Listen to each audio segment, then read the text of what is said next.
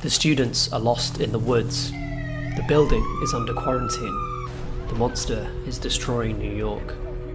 But they keep filming. As long as the camera's on, our view into the world is their view. And they will not survive, otherwise there would be no finding of footage. Found footage, in theory, is the most literary of horror traditions. It draws influences from the diaries of H.P. Lovecraft, the letters of Bram Stoker's Dracula, the questioning of narrative view in Mary Shelley's Frankenstein. But copycats attracted by cheap production values and quick sales diluted this genre, distracting from its promising potential. What potential is that? Some of the best horror films make us complicit in the pain encountered by their protagonists, forcing us to view through the killer, and giving us the option to revel in that voyeuristic experience. Found footage kind of flips the script, placing us in the physical spaces occupied by our protagonists.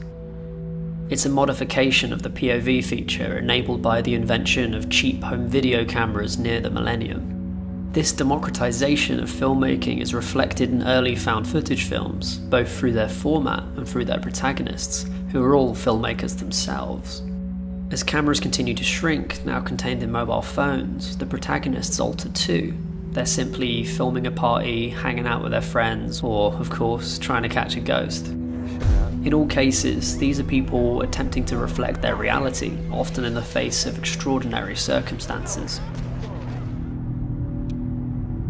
The vague urban legends of the Blair Witch or the Jersey Devil fade like the desaturated, grainy images they're captured on. And they're replaced with the explosive rampage of giant monsters, the emergence of supernatural powers, even an exit into another world entirely. The protagonists of these films are trying to solidify themselves and their surroundings, to fix a rapidly changing narrative through the power of capturing it on film. The filmmakers behind the films use this to construct a more believable reality for the filmgoer, and to reflect our increasing experience of interpreting our lives through images on screen. It's basically the same trick that Bram Stoker pulled, hiding his fiction in letters that dominated lives at the time he was writing. Found footage steps beyond that. It doesn't just present its fantastic narratives in accessible forms, but invites the audience to experience them as its characters do, reality transposed into a series of images and sounds in real time. In Wreck, the protagonists are attacked by someone in the apartment building where they're quarantined. Afterwards, they're able to revisit the attack simply by rewinding what they've filmed. Then, in that moment, they're re-experiencing it as we, the audience, experience it a second time. The filmmakers aren't repeating the attack for the audience to see it again. They're repeating it so that the characters can re-experience the attack and discuss it. Found footage films have developed beyond their original focus. They occupy multiple viewpoints or use tape artifacts to tell non-linear stories.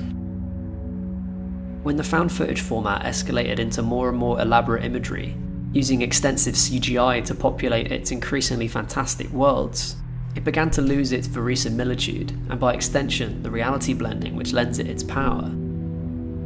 Found footage is at its most powerful when it plays with narrative to unsettle the audience and links itself to oral storytelling traditions. Look at Ghostwatch. It's a 1992 made-for-TV movie which presents itself as a live TV broadcast. It features well-known UK TV personalities playing themselves and follows the format of similar shows.